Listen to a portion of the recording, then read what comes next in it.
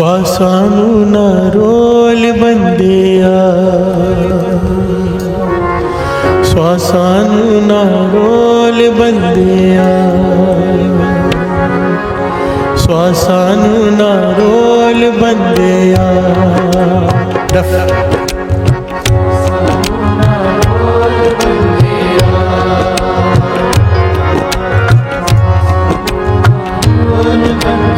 पढ़ो सारे श्वासनु नयो लबड़े लाल गवाचे नयो लबड़े लाल गवाचे नयो लबड़े लाल गवाचे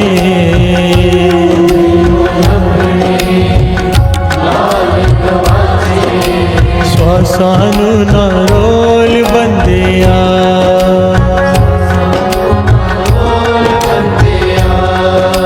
ಶ್ವಾಸನು ನರೋಲಿ ಬಂದೆಯ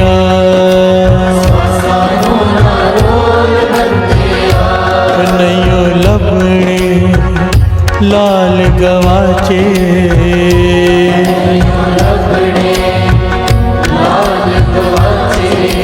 ಶ್ವಾಸನು ನರೋಲಿ ಬಂದೆಯ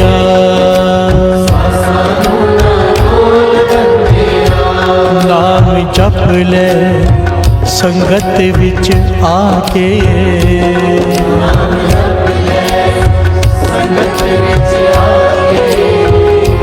नाम जप ले संगत विच आके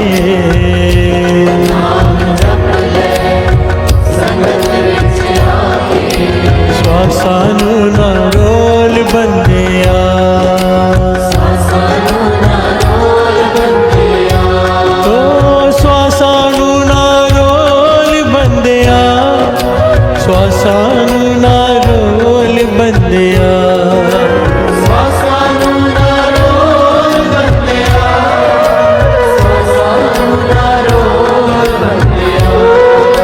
ಶ್ವಾಸನು ನರೋಲಿ ಬಂದೆಯ ಶ್ವಾಸನು ನರೋಲಿ ಬಂದೆಯ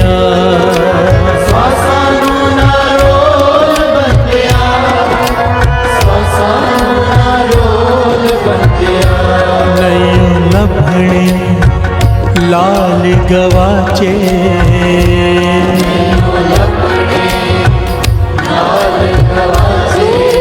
ಶ್ವಾಸನು ನರೋಲಿ ಬಂದೆಯ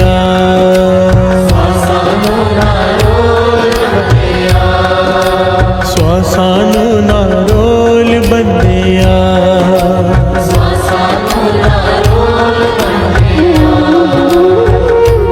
गुरु हरगोविंद साहब जी कहने लगे भाई तीर्था से मैं तुझे जुगती बताता हूँ कि पूर्ण संत को कैसे पाना है और जिस दिन तूने पा लिया वो तेरे जीवन का सबसे शुभ दिन होगा। फिर हर से बोलिए धन गुरु नानक। शुभ दिन होते ही वो है जब नाम जपने वाले मिल जाए। सही प्यारे मेल जीना मिलिया तेरा वो शुभ समय है जब नाम जपने वाला कोई मिल जाए। फरीद जी की माता बैठी बैठी कहती है एक दिन, कभी कहती है कि रब रूठा, आज रब रूठा है।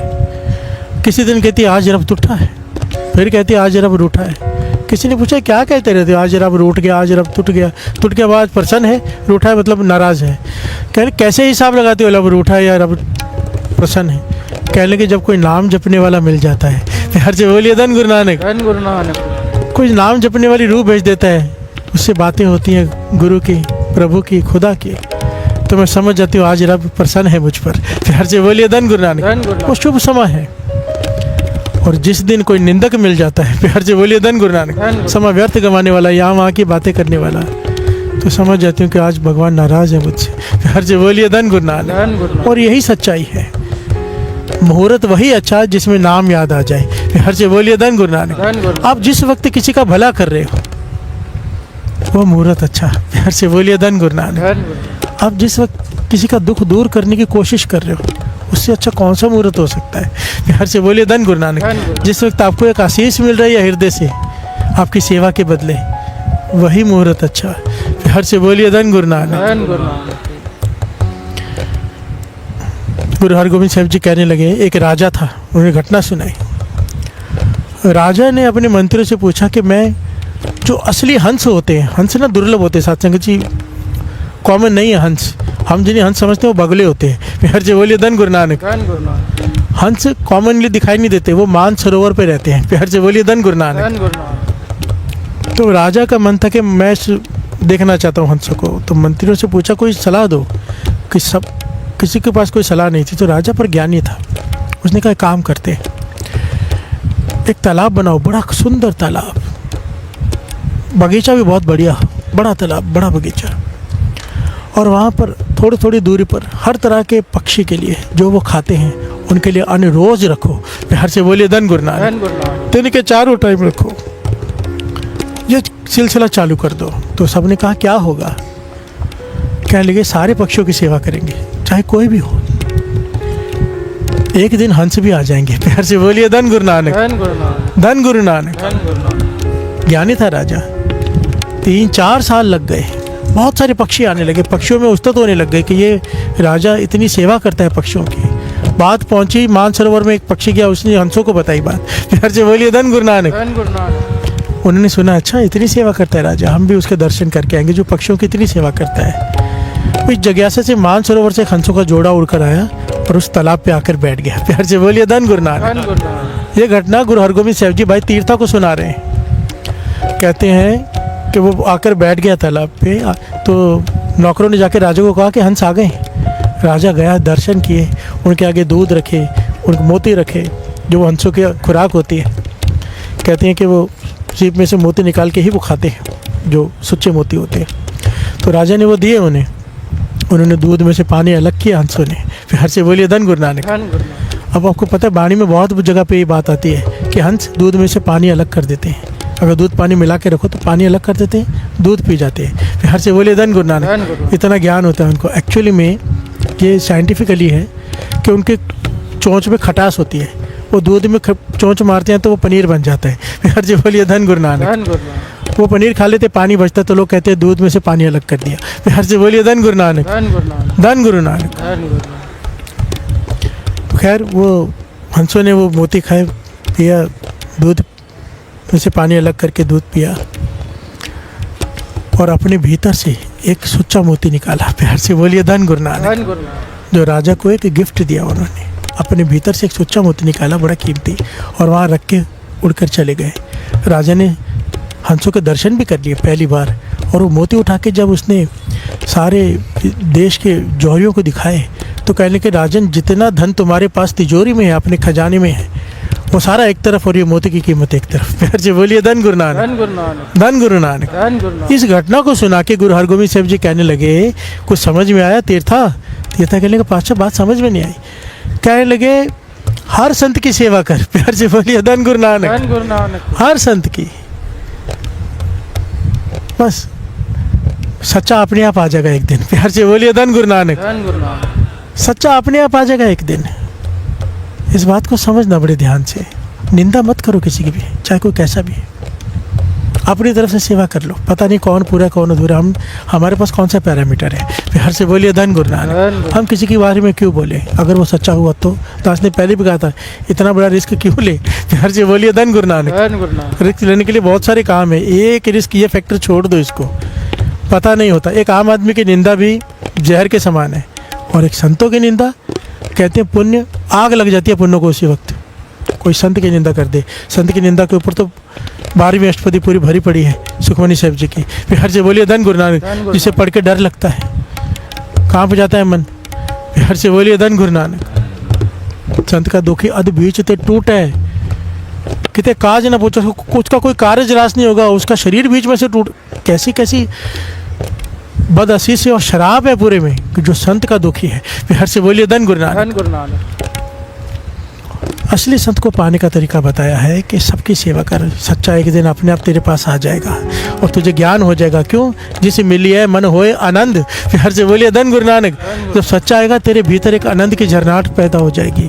फिर से बोलिए धन गुरु नानक। तुझे महसूस हो जाएगा कि दूसरों से अलग है ये। फिर से बोलिए धन गुरु नानक। और वो जब तुझे फिर नाम से जोड़ेंगे, जैसे हंसों ने एक दुर्लभ मोती निकाल के रख दिया आगे, तुझे ऐसा ज्ञान दे देंगे कि तेरे सारे जीवन की सारी मेहनत सारा एक तरफ और वो जो तुझे ज्ञान देंगे वो एक तरफ। प्यार से बोलिए धन गुरु नानक। धन गुरु नानक।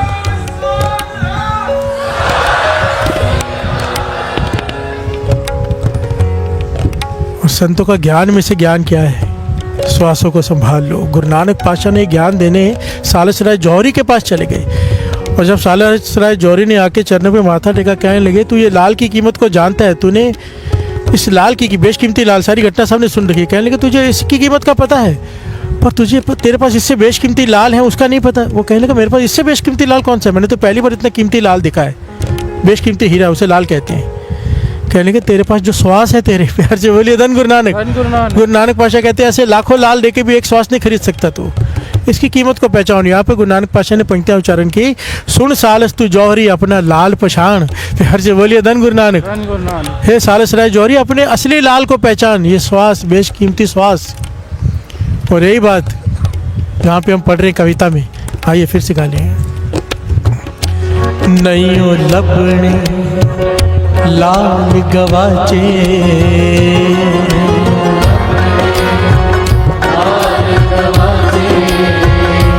नैयो लबने लाल गवाचे,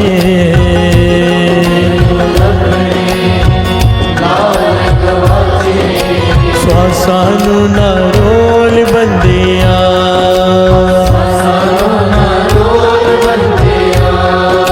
श्वासानु ना रोल बंदिया, नाम जप ले संगत विच आके,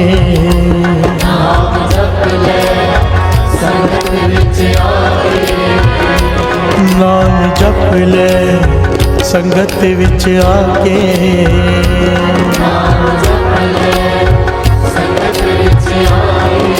श्वासानु ना रोल बंदिया,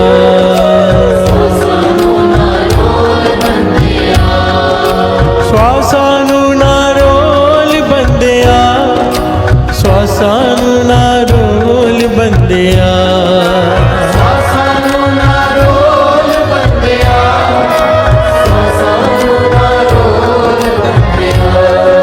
श्वासानु ना रोल बंदिया, श्वासानु ना रोल बंदिया,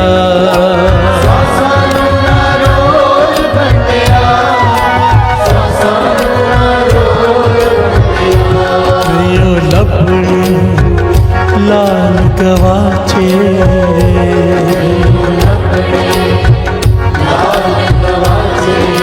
श्वासानु ना रोल बंदिया,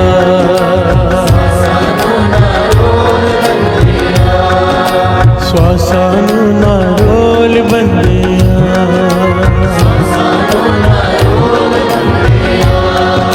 श्वासानु ना रोल बंदिया। धन गुरु नानक। धन गुरु नानक। धन गुरु नानक।